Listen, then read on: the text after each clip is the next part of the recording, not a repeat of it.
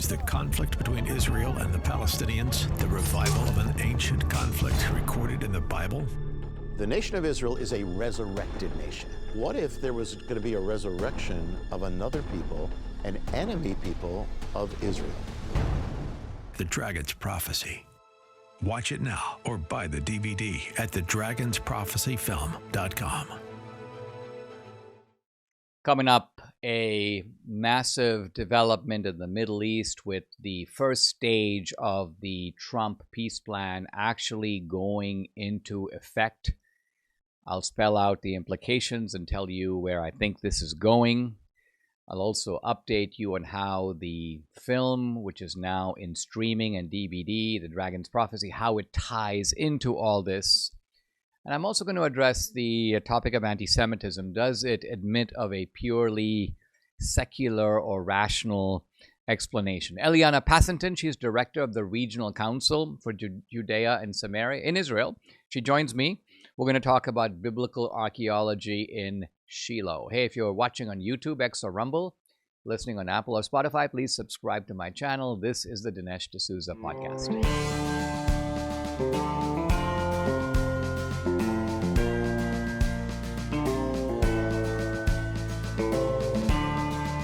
America needs this voice. The times are crazy. In a time of confusion, division, and lies, we need a brave voice of reason, understanding, and truth.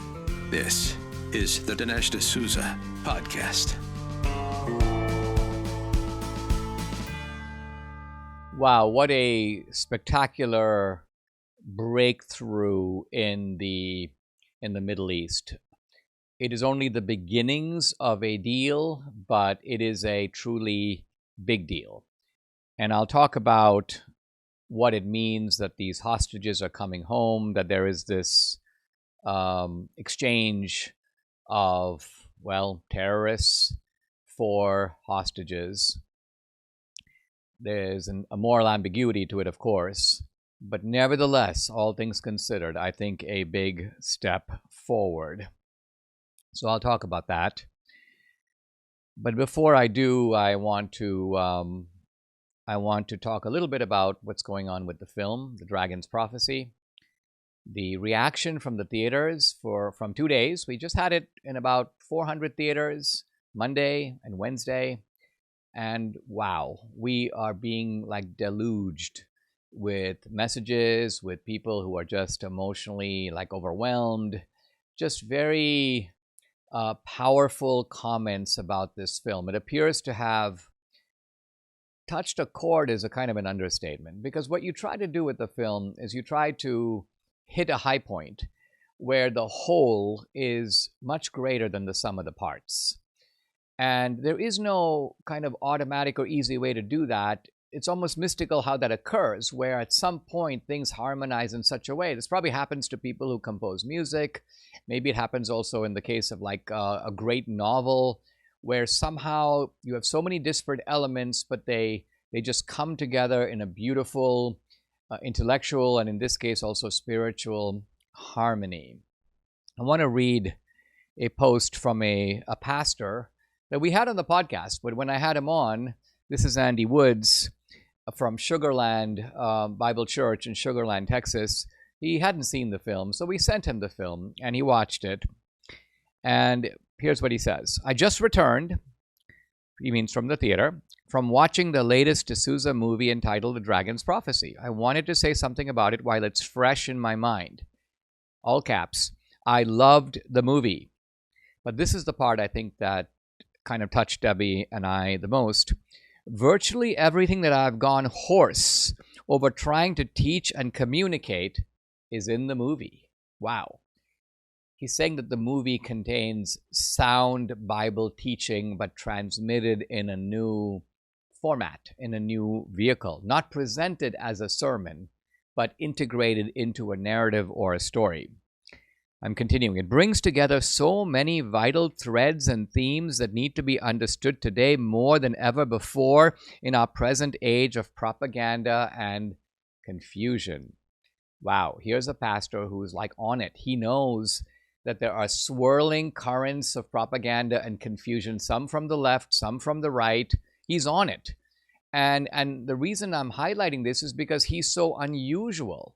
There's a massive debate going on right now in social media about replacement theology, covenant theology, all kinds of questions about Jesus. Did the Jews kill Jesus? Are the Jews of today connected to the Jews of the Bible? You would think the pastors would be all over it. But if you notice, they are, for the most part, totally silent. Even the big-name pastors, even some of the conservative pastors have not weighed in on this, even though it is absolutely their territory. Now, normally, when we talk to pastors and we make the point, hey, you need to speak up about this. This is a moral outrage. They say, well, it's not in our wheelhouse. It is bad, we agree, but this is not our specialty. It's not what we are trained to do. It's not a subject we particularly know about. And perhaps in some cases that is true. The pastor's reluctance is motivated by, well, just a genuine lack of knowledge about that particular topic, particularly if it's like a policy topic. But who can say that on this topic, which has to do with things like, was Jesus a Jew or a Palestinian? Is there in fact an unbroken link from Jews today to the Jews of, let's say, the time of Jesus or the time earlier of Abraham? Are God's promises to the Jews like obsolete? Are they canceled out by the behavior of the Jews? All of this stuff is right in the pastor's backpack or handbook. It's stuff that they know about. They actually teach about it, or some of them teach about it, but now when there is an opportunity to like jump into the public square on a topic in which they do have genuine knowledge, there's very little of that. And so let me continue with this post. Such themes, this is themes of the film, include the archaeological veracity of the Bible, the legitimacy of Israel's claim to her ancient and historic homeland, the spiritual explanation for anti-Semitism through history and why it's growing today among the right and left alike, how the stage is being set for the end-time scenario, and why Israel's conflict today is actually America's conflict as well. Wow. I mean, what a beautiful summary of the themes covered in this film. All of this is the actual landscape of this movie. I cannot say enough good things about this production. Wow, this is where we take a small bow, because this is I think our 9th documentary film, and so we've tried to get better and better and better. And this is a film, by the way, that makes creative use of some cutting-edge AI, but it also has on-site, highly cinematic cinematography and a story for another day, but it has hauntingly beautiful music that we think in some ways has itself a kind of providential source. The Christian world needs to pack the theaters. Your children and grandchildren need to see it even more than you do. Live streaming is available. Please, please, please go see it. So this is the voice of a pastor, an important pastor who's actually seen it and knows that in the end, even though this film is enmeshed in politics, it doesn't shy away from politics. It discusses the left, it discusses the right. Ilhan Omar's in the film, Tucker Carlson's in the film, Netanyahu's in the film. But its ultimate message is spiritual, and its ultimate purpose is clarification, I would say unification, and also edification. Now, let me talk about unification for a minute, because I think with this kind of peace plan, which I'm about to say a few words about, there's also an opportunity for a peace plan inside of MAGA, by which I mean there's time for us sort of right of center and in the MAGA movement to say, all right, we don't agree on Israel, but we do agree on a lot of other things. In fact, we agree on most things. We might even agree on all things except this. And we also agree that our country's domestic needs and also domestic threats are paramount. We need to focus on those, and we want to make sure that we are strong enough together to defeat who? Well, in the end, it's the platoons of the dragon, isn't it? And who are those platoons, or what are those platoons? I would say that they are two. There is the platoon of the cultural left. This is the platoon of cultural degradation, of promiscuity, of opening the border, of making right into wrong and wrong into right. It's, as Debbie sometimes says, the Moulin Rouge Society. That's platoon 1. And then there is the other platoon, the Islamic jihadis. And here I'm focused on not simply their plans for the Middle East, but their plans to infiltrate the West and come to America and see a proliferation of mosques, not only in our cities, but also suburbs, and take over our school boards and local councils and create 100 Ilhan Omars. So this is something that no peace plan is going to settle. It's going to be an ongoing challenge, I think, in the years to come. And we do need a unified, strong MAGA movement to resist it and to defeat it. So here is my public call for a peace plan of our own, and one that doesn't really require us to relinquish our views of what's going on in the Middle East, but it does require us to recognize our threats within this country. Now, this is not to say the debate kind of goes away or the debate ends.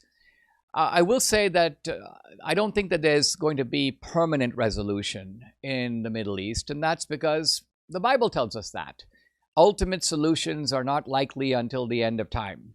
But that doesn't mean you can't have penultimate solutions or intermediate solutions or temporary solutions. And this peace plan, I think, on the balance, well, step 1 is the hostages come home. And that alone is worth a lot. Admittedly, Israel is paying a steep price. It's going to give up a lot of terrorists who are going to go back. Now, they're not going to be in charge in Gaza, but they are going to be around. Some of them may stay. Some of them may get safe passage outside to other places. But you can be fairly sure that their objectives will continue. In fact, let's think about it. The name Hamas, Jonathan Kahn points this out in the film, in Hebrew means violence, means destruction. And this is not just a matter of this is the Hebrew name. Look at their charter. Look at their stated objectives. Look at their actions. Debbie prompts me from the sidelines. Thank you very much. So yes, Hamas is a leopard that is not changing its spots. I think we can be sure about that. Now, and then we go on to phase 2, which is going to be the even harder part of the plan, because it is essentially the demilitarization of Gaza. It is the removal of the Hamas governing structure completely, and its replacement by a kind of international structure, which has some European and American involvement. But I think the primary governing force is going to be from the Muslim countries. So from places like Saudi Arabia and Egypt and Bahrain and United Arab Emirates and Jordan. I think this is actually a very good way to go, because this is a way to assure the Muslim world that, look, these are Muslim people, and they're going to have essentially people who subscribe to the same religion, the same faith, governing them, although not in the Hamas way. I don't think Israel is going to kind of move out, but Israel cannot be expected not to keep its eye on Gaza, right? If your neighbor does a home invasion on you and causes havoc, you might figure out a settlement at some point, but guess what? You're going to sleep with one eye open, or as Debbie says, with one foot on the ground, in case this were to happen again. Now, I want to say a word about anti-Semitism, because this is a word that is often used on social media. It's typically met with derisive attacks of people who say, well, yeah, you're saying that because any criticism of Netanyahu or any criticism of Israel. No, that's actually not anti-Semitism. Anti-Semitism, I think, is this: holding the Jews and Israel to a different standard than you apply to anyone else. If you do that, and you do that consistently, then your motives, I think, are rightly suspect. And it is an open question why you are doing that, why your normal moral compass seems to fail you in this one particular case again and again and again. I was asked on a recent radio show, and I've been doing, almost nonstop media. Today, my swordsmanship with Cenk Uygur, which was from the Piers Morgan show, comes out today. I did the Glenn Beck show yesterday, and that was great. And Eric Stakelbeck's show, which comes out on TBN today. And one of these shows I was asked about anti-Semitism and what is the explanation for it? Like, why? And I said this. I said, look, we can try to give it a natural explanation. And I have tried, in fact, in my own previous work to do that. In my book, The End of Racism, which goes back to 1995, I distinguish between racism and anti-Semitism. I basically said that racism is looking down on somebody and in some ways proclaiming them degraded or less than or inferior. But I said, but anti-Semitism isn't like that. It's often directed at, well, it's directed against perhaps the most successful group or tribe in world history. And so it doesn't work to say you're inferior. How can you tell people who have studied more than you have, who are wealthier than you, who have more successful businesses, how do you tell them they're inferior? So you don't. Or to put it differently, what you say to them is they're morally inferior. And in fact, it's precisely their sleazy, morally questionable tactics that have enabled their success over your group. Kind of what you're saying is that if we were willing to be unscrupulous like the Jews, then we would be just as successful as they are, but we are too virtuous to do that. So there is this kind of anti-Semitism is a loser mentality, and it is motivated to some degree by envy. And yet, even as I say that, I recognize, and I think this film has helped me to recognize even more, that the natural explanation, which I just gave you, is insufficient. It's not wrong, but it's inadequate. It doesn't give a full grasp of the situation. And this is where I think the supernatural explanation is needed. Not to displace, but to complement the natural explanation. And so I will leave it at that, because this supernatural explanation, why the dragon, why the devil himself might want to target the Jews, is, I think, unfurled with particular ingenuity, plausibility in this film. The film is now in streaming. It's now in DVDs. And it's streaming, by the way, on Salem Now. It's also streaming on the platform Rumble, kind of a pay-per-view. You just buy the stream and then click and watch. So the website is the dragonsprophecyfilm.com. That will take you to the Salem Now website. And also DVDs. DVDs are being ordered galore and are shipping out as we speak. So this is a great way to share the message. And it is an uplifting message at the end of the day. It is the film takes you really into the basement. It takes you into the dark corners, if you will, of our world, starting with October 7th, but continuing with exposing the machinations of the devil himself is a bit of a dark project, isn't it? But the film doesn't end there or leave you there. It ends precisely on the note of restoration, renewal, and it's ultimately not even a film about what's going on over there. It's a film about what's at stake for you, the ongoing battle between good and evil, between God and the dragon and the devil, and the imperative of taking sides and taking the right side. It's not a choice whether to take a side. It's only a choice which side you should take. So choose wisely, because a lot depends on it. Friends, you may not realize it, but your retirement could be at risk right now. The stock market is at record highs, and chances are your advisor has you overweight in a handful of tech stocks like Nvidia and Apple, while still charging fees. Well, that's not diversification. Add inflation and taxes, and your retirement could be vulnerable. That's why I've partnered with Lassiter Capital. They help everyday investors diversify into real estate. These are physical assets that can deliver steady cash flow, appreciation, and major tax advantages. Go to LassiterCapital.com, LASATER, capital.com/Dinesh, or you can call 817-912-1569. The number again, 817-912-1569 to schedule your free, no obligation consultation. Learn how you can help protect and grow your wealth. LassiterCapital.com/Dinesh. You've heard me talk about movement mortgage and reverse mortgages on this podcast. Most people who are over 62 and close to or in retirement think that reverse mortgages are to be avoided and something that's not good for them or their kids. But you should get the facts. I read a book, amazing book, that debunks the myths and shows that most people should look at reverse mortgages as soon as they turn 62 and not as a last resort. You can get this book free from our trusted partner, Movement Mortgage. You have nothing to lose. Just go to movement.com/Dinesh, or you can call 580-REVERSE. That's 580-738-3773, NMLS ID 39179.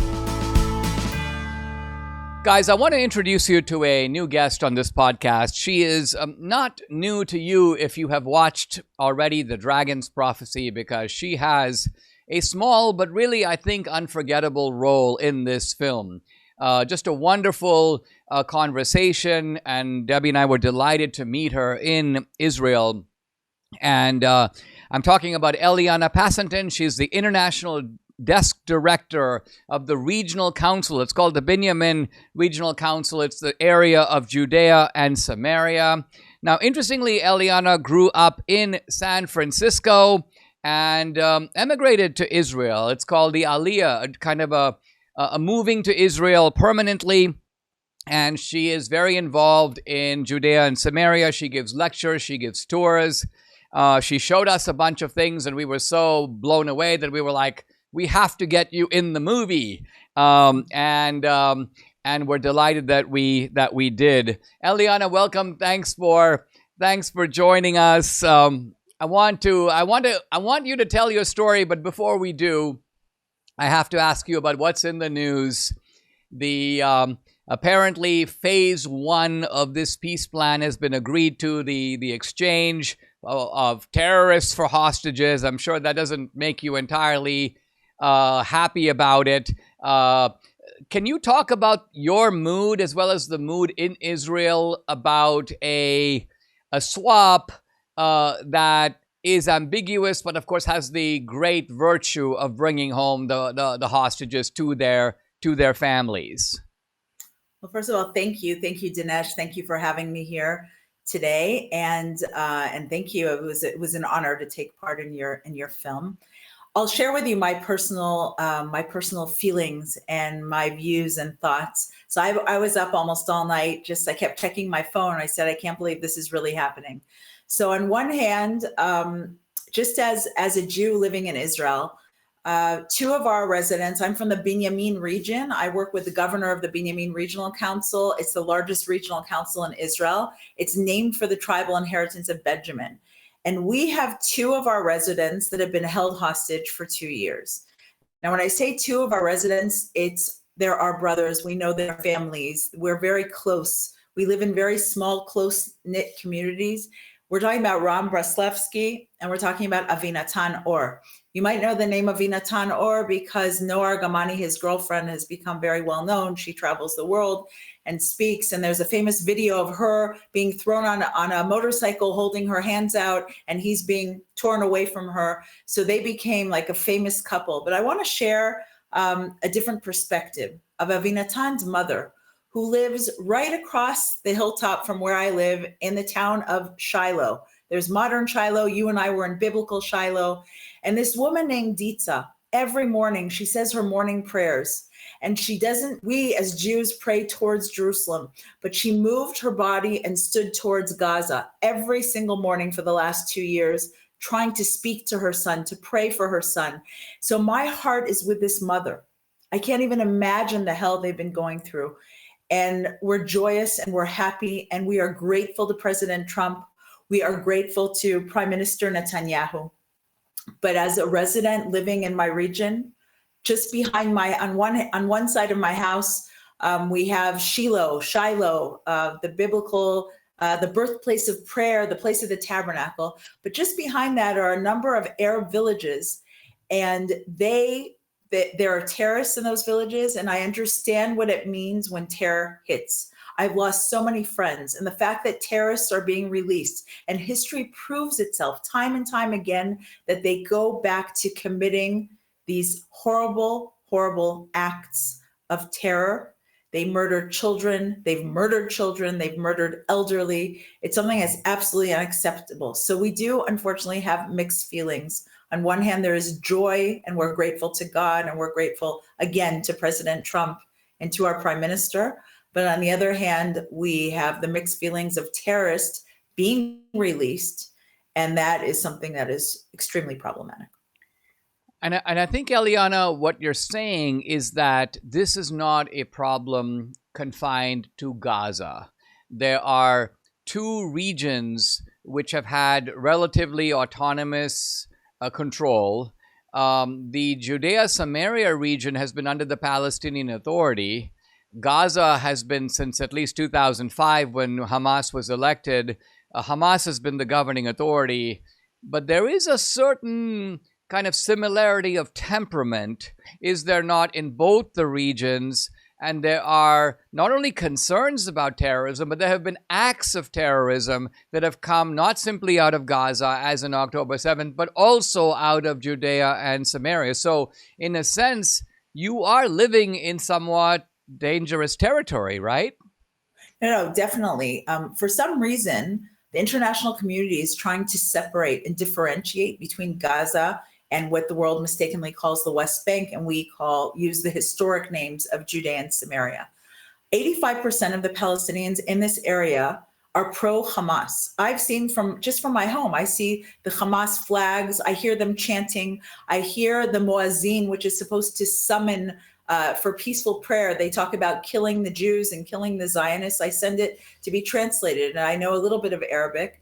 And we're definitely living in an area where they don't want us here.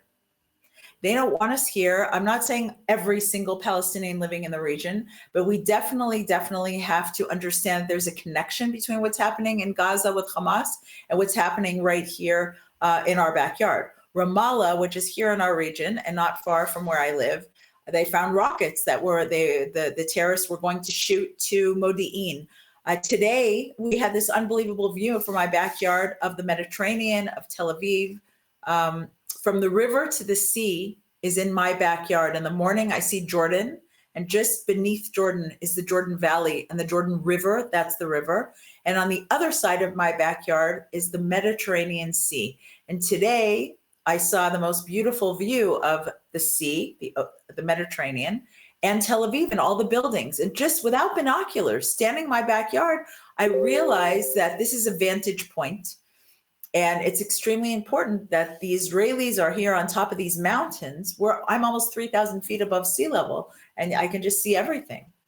Now, from the river to the sea is not about Judea and Samaria. It's not about the settlers. What it's referring to is the entire state of Israel as one big settlement. So when people say that from the river to the sea, what they're talking about is essentially removing the Jews from their ancestral homeland where they have been for thousands of years, right? Not just 2,000 years, but 3,000 years going back to David and Solomon, almost 4,000 years going back to Abraham.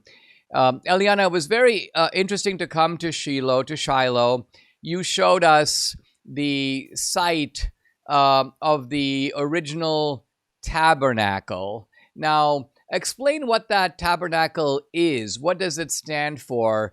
It's related ultimately to the idea of the temple, but it's different than a temple. So what is a tabernacle, and what does it have to do with Shiloh? So Shiloh was Israel's first capital city for 369 years. For almost 400 years, this is the first capital city before Jerusalem. It's one of the first stops of the children of Israel in Israel.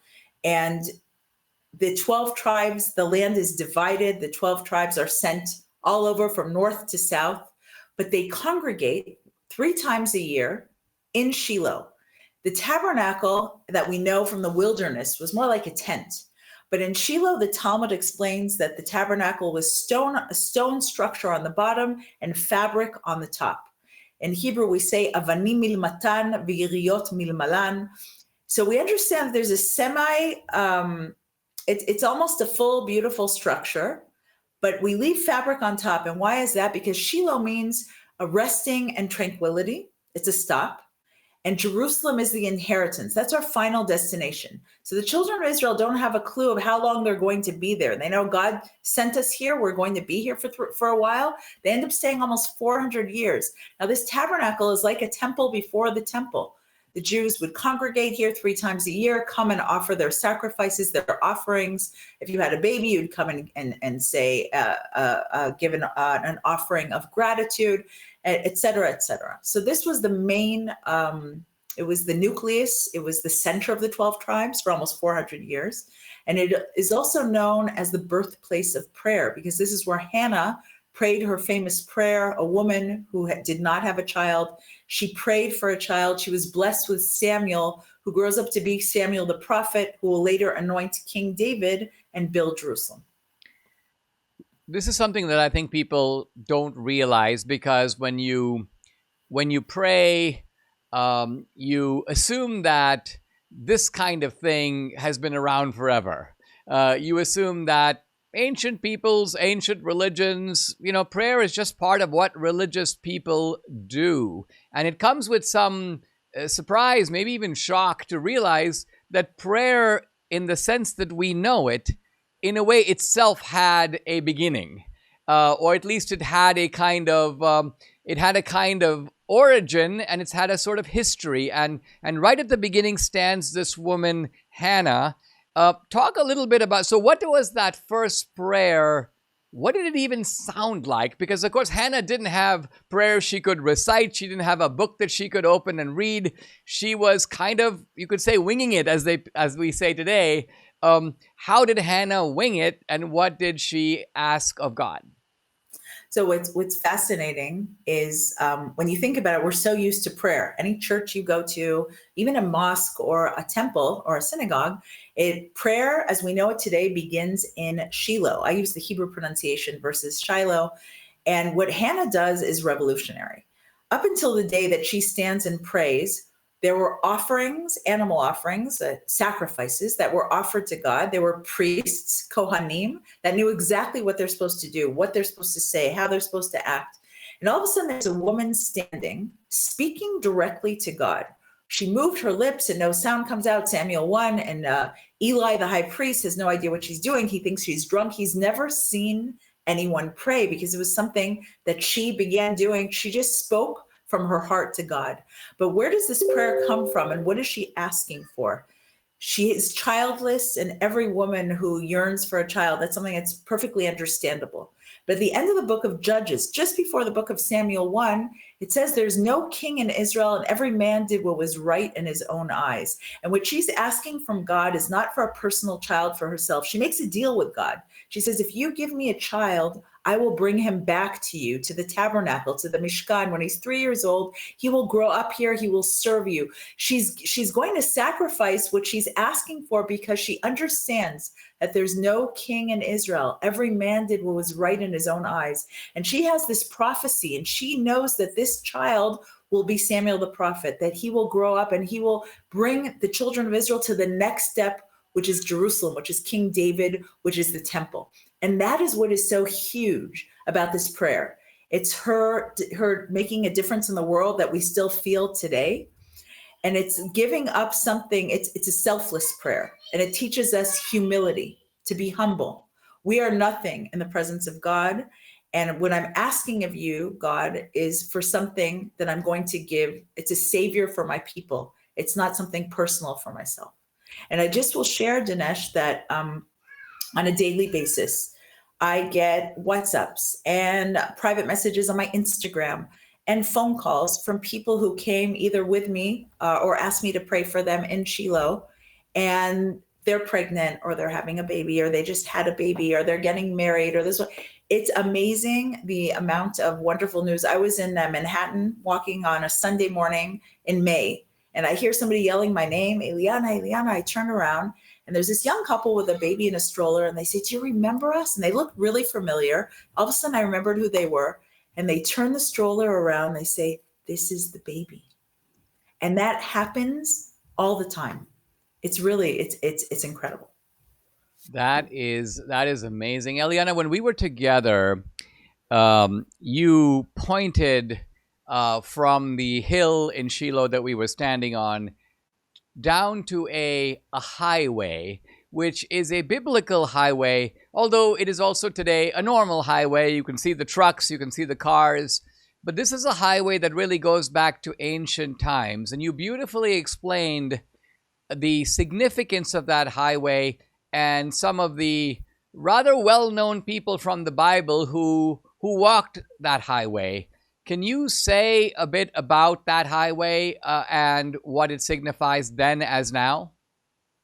So the highway that we take today, Highway 60, is the main artery of life. It starts where I live, starts up in Afula, goes down to Beersheba, and it's mentioned in the book of Judges, chapter 21, verse 19, that behold, this is the festival of the Lord from year to year in Shiloh, and it explains where this festival of the Lord is taking place and where Shiloh is. It's north of Bethel, east of the highway that goes from Bethel to Shechem, and on the south of Libonah. Now we know where Libonah is, we know where Bethel is, and this highway that we've paved today, it's a main road, it's in the exact same location that it was during the time of our patriarchs. Abraham, if you open the book of Genesis and you follow Abraham walking up and down from Elon Moreh, going down to Hebron, and then you follow Jacob and you follow Joseph just after he receives the coat of many colors.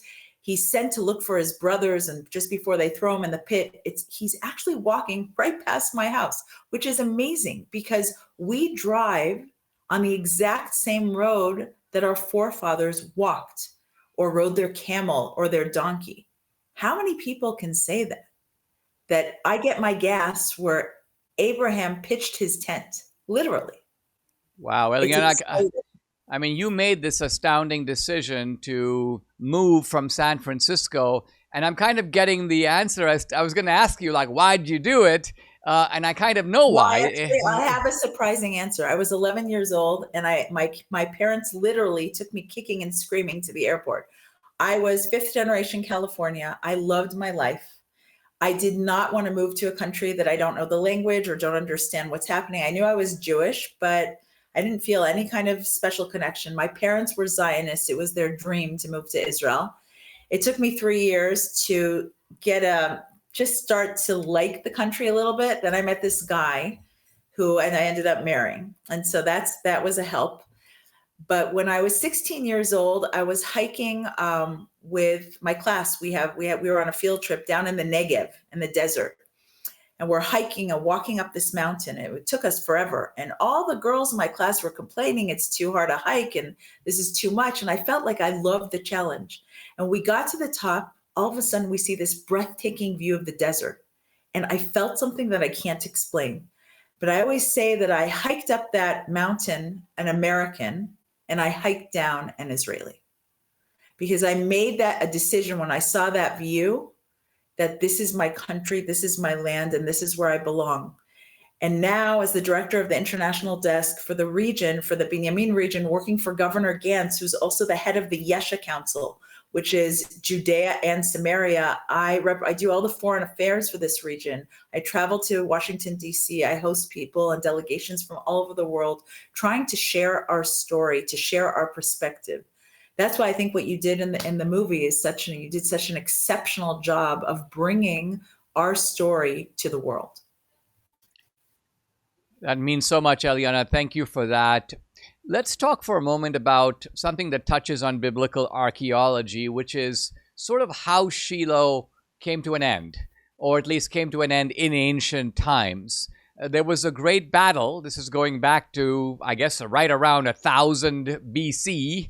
And it was a battle against the Philistines. Talk about that. So we see at the end of the story of Shiloh, it's interesting because there's you have the biblical story, and then you have the archaeological evidence. And what's fascinating in Shiloh, it's you have one half you read and the other half you see, which is incredible. You don't have this in every single archaeological site. So what we have is the story of the children of Israel taking the golden ark, the Ark of the Covenant, with them to the battlefield. Now, Eli, the high priest, is home in Shiloh and waiting, and he's nervous. He's nervous. It's a long journey. He doesn't, no iPhones. He doesn't know what's happening. And then the messenger comes running from the battlefield. And before he reaches Eli, he comes in through the southern entrance, and everybody sees him wearing his torn garments and ash on his head, which is a symbol of mourning. Eli, the high priest, hears the screams. And then when the messenger comes, he tells them that we lost the battle. His sons were killed. And the absolute worst news is that we lost the golden ark, the Ark of the Covenant. And here Eli, the high priest, falls, breaks his neck, and dies. And this is the end of Shiloh as we hear it and read it in the Bible. We understand that the enemy, the Plishtim, came from the battlefield all the way up to the mountain and burnt Shiloh down. It doesn't say this in the book of Judges. It doesn't say this in the book of Samuel. But later on, we see in Jeremiah that God says to Jeremiah, I will do to you, to Jerusalem, what I did to Shiloh. And we understand that Shiloh was burned, Shiloh was destroyed. Now we see a layer of ash, of a fire, a long burning fire that dates exactly. Now, how do I know exactly? Because we found charred raisins. The roof collapsed in one of the buildings. The raisins were burnt to a crisp. We sent them to be carbon-14 dated. And we know basically the day, maybe, I don't know if the time of day, that the Plishtim came up from the valley, from the area which is today Rosh Ha'ain, and burnt down and destroyed Shiloh. So you have the biblical story, you have the archaeological evidence, and it all fits together. Eliana, wow, is all I can say. And, when I listen to things like this, and I've heard similar archaeological accounts in Jerusalem, my reaction is, why isn't this information being screamed from the rooftops of every synagogue and church, like in the world, Is it because people don't... But that's why it's so important what you're doing, and that's why it is. That's why we made this film, is to try to share the word for people who haven't seen it for themselves. You can at least experience it cinematically. I must say, your role in the film, very powerful, very unforgettable. We're delighted to have you. And guys, I've been talking to Eliana Passentin, the International Desk Director of the Binyamin Regional Council. Eliana, what a great conversation, and thank you so much for joining me. Thank you, Dinesh, and thank you for all of your hard work. And we invite everyone to come to Shiloh, to visit, to pray, to share the voice of peace. This is an oasis of peace in an area of dispute. There is a dispute, and we will find a solution to that dispute. But it's not as it seems. Sharing our story, and thank you for coming. And we hope to see you again soon. You certainly will.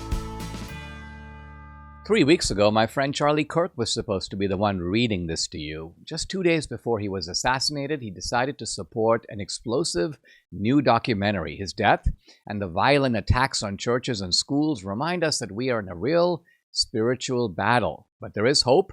Church attendance is rising, especially among young people, and for that hope to last, we need generational change. That's why Charlie wanted you to see Off-School Property in theaters on October 23rd. This film tells the story of LifeWise, a nonprofit bringing Bible classes to public school students during the school day. Charlie was excited about this mission. This nonprofit called LifeWise in Ohio said, okay, we'll raise the money, find the space, and the school has to allow 1 hour of religious instruction. So I just learned about this a couple days ago. This could be a revolution in government schools across the country. Now it's up to us to carry it forward. Take your family and friends to see Off-School Property in theaters nationwide, October 23rd. Find a theater near you at lifewise.org/Dinesh. That's LIFEWISE, lifewise.org/Dinesh. MyPillow is excited to announce they're having their biggest 3-in-1 sale ever, with a limited edition product, a back-in-stock special, and a closeout deal you won't find anywhere else. Now, MyPillow bed sheets, just $29.88. Any color, any style, any size, even kings, Regular price $119.98, now only $29.88. So go for these, because once they're gone for good. My towels, they're finally back in stock, not for long. Get a 6-piece My Towel set, regular price $69.98, now only $39.98. And for the first and only time, get their limited edition premium My Pillows made with Giza cotton and a designer gusset, queen size, $17.98, kings just $19.98. Also for a limited time, when you order over $100, you get free shipping plus $100 in free digital gifts. Call 800-876-0227. The number again, 800-876-0227, or go to mypillow.com. Use promo code Dinesh for the best offers ever. Quantities are low, so order now. Once again, go to mypillow.com and don't miss the promo code. It's DINESH, Dinesh.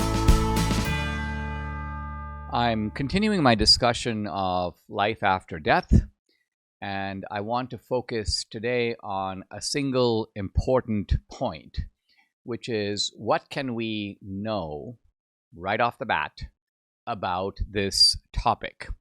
Can we know that there's life after death? Now, if you talk to a believer, a Christian believer, in fact, a religious believer, they're likely to say, well, yes, we can. Of course, there's life after death. And in fact, the believer may go on to tell you a lot about what that's like. There's heaven, there's hell, there's a good place, there's a bad place. And then you ask the believer, well, how do you know all this? And the believer will say, well, the Old Testament, the Gospels, the book of Revelation. And if you say, well, how do you know that those things are accurate? They'll say, well, as I once saw on a bumper sticker, the Bible says it, I believe it, that settles it. Now, let's take this kind of evidence to a skeptic or an atheist, and you will get a very, well, skeptical reaction.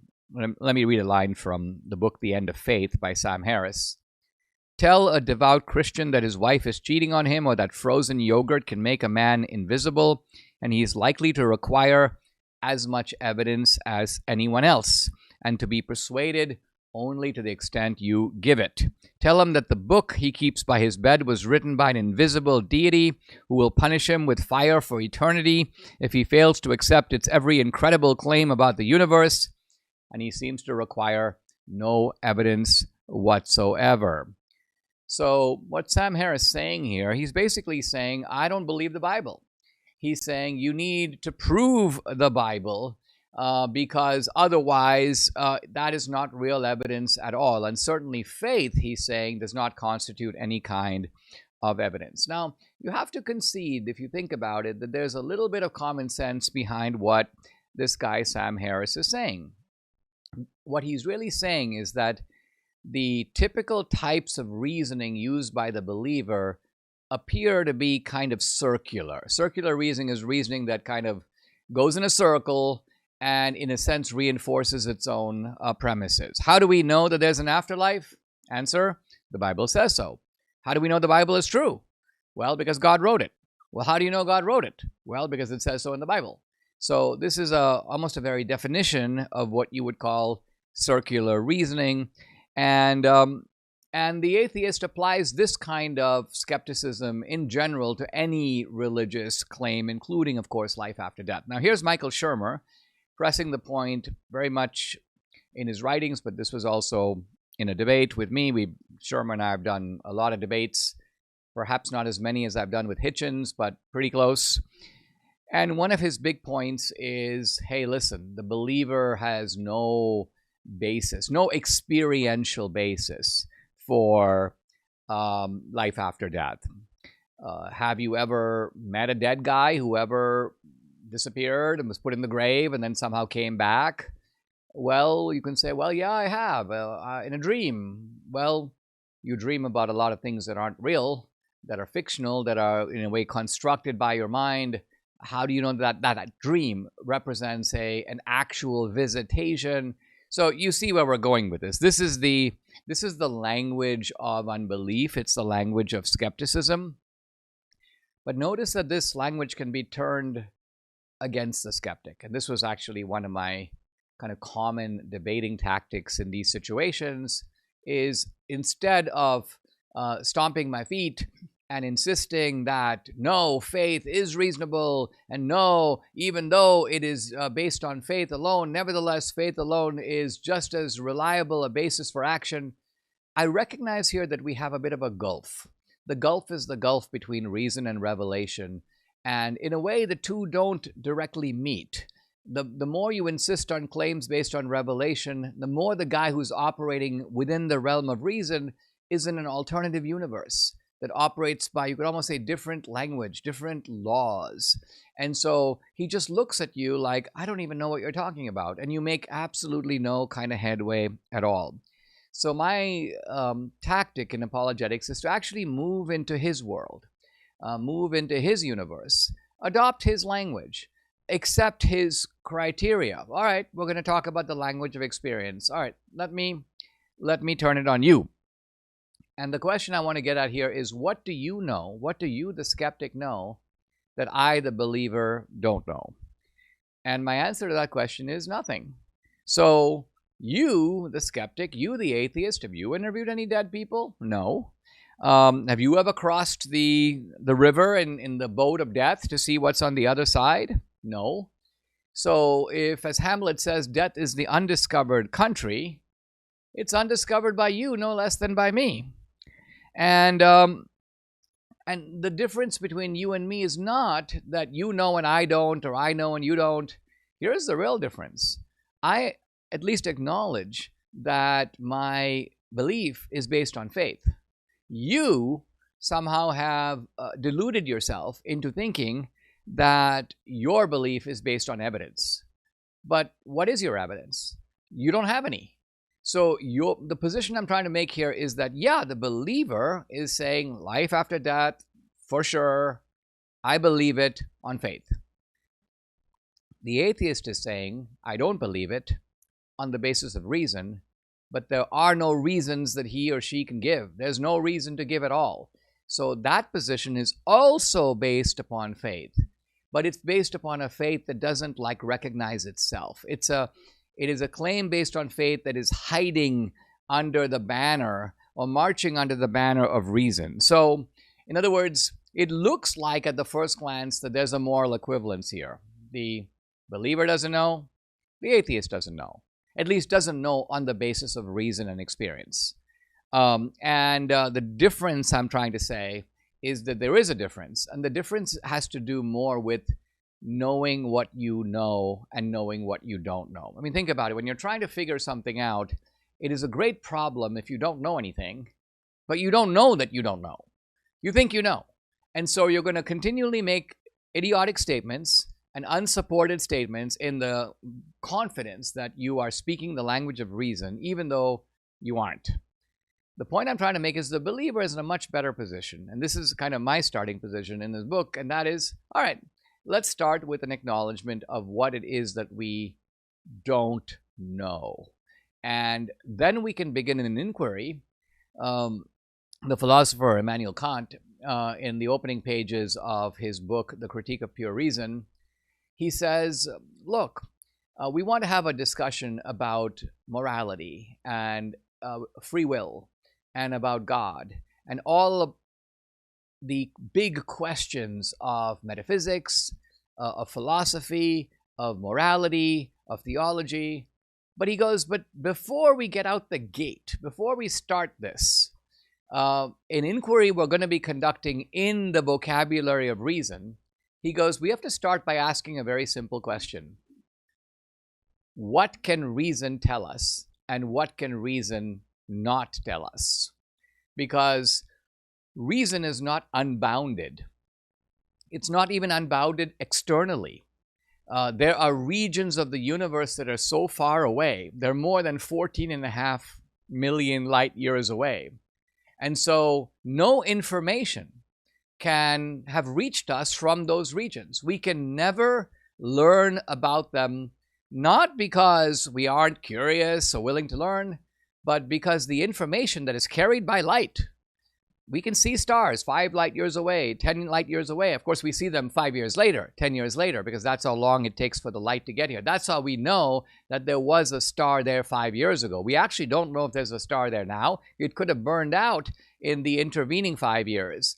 But there are regions of the universe that are so distant that they are inaccessible to us permanently, to all human beings. And then, says Immanuel Kant, there may be other things that we can't possibly know. And life after death is a very good candidate for one of those things, because how would you know? How would you go about figuring it out? If you want to conduct like a laboratory experiment, what experiment would even work?